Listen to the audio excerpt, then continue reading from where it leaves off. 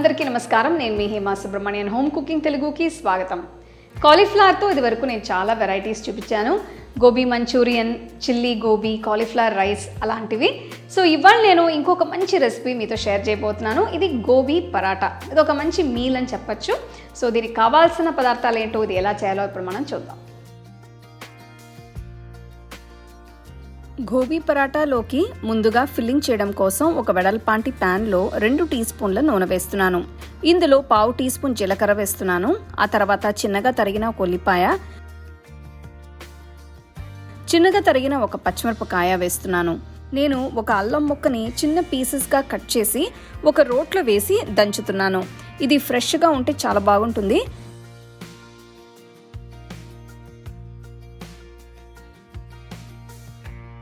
ఇందులో నేను ఒక చిన్న కాలీఫ్లవర్ని తురిమి వేస్తున్నాను.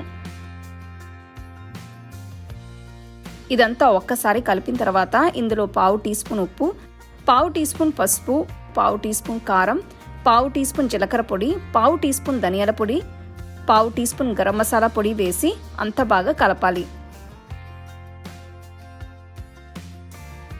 చివరిగా ఇందులో 1/2 టీ స్పూన్ అంతా ఆమ్చూర్ పొడి కూడా వేస్తే చాలా బాగుంటుంది. పొయ్యిని లో ఫ్లేమ్లో ఉంచి ప్యాన్కి ఒక మూత పెట్టి కాలీఫ్లవర్ని ఒక 10 నిమిషాల పాటు మగ్గనివ్వాలి.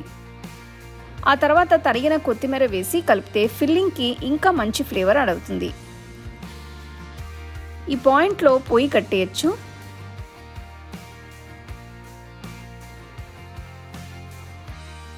నేను చపాతీ పిండిని ఆల్రెడీ కలిపేసి ఉంచాను. పిండి పల్చగా కాకుండా ఇలా ఫర్మ్గా ఉంటే పరాటాలు చేయడానికి బాగుంటుంది. ఇప్పుడు ఒక్కొక్క పిండి ముద్దని పీట మీద పెట్టి కాస్త మందంగా ఒత్తాలి. ఇందులో నేను సుమారుగా 2 టీ స్పూన్ల ఫిల్లింగ్ పెడుతున్నాను.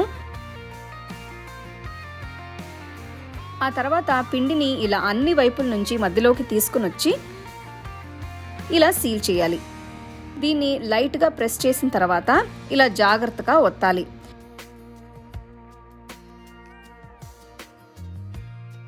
ఇప్పుడు ఒక పెనాన్ని వేడి చేసి తయారు చేసిన పిండి పరాతాని వేస్తున్నాను. ఇది 2 వైపులా కాస్త కాలిన తర్వాత కొంచెం నెయ్యి అప్లై చేయాలి.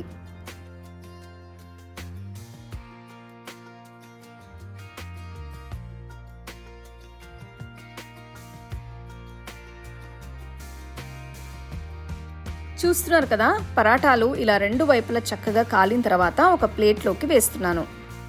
అంతే, గోబీ పరాటా తయారైనట్టే. దీన్ని వేడివేడిగా పెరుగుతో ఏదైనా పచ్చడితో సర్వ్ చేసుకుంటే చాలా బాగుంటుంది. గోబీ పరాఠా అసలు ఎంత టేస్టీగా ఉందో కదా. చాలా సింపుల్ రెసిపీ అండి. మీరు దీన్ని ఉన్నపలంగా తినచ్చు, లేకపోతే కొంచెం రైతా కానీ ఏదైనా కార పచ్చడితో కానీ మీకు నచ్చిన గ్రేవీతో కూడా సర్వ్ చేసుకోవచ్చు. సో తప్పకుండా ఈ రెసిపీని మీరు ట్రై చేసి ఎంజాయ్ చేయండి. The second edition of our home cooking book is now available on our website 21frames.in. I'll give you the link in the description. You can go and check it out.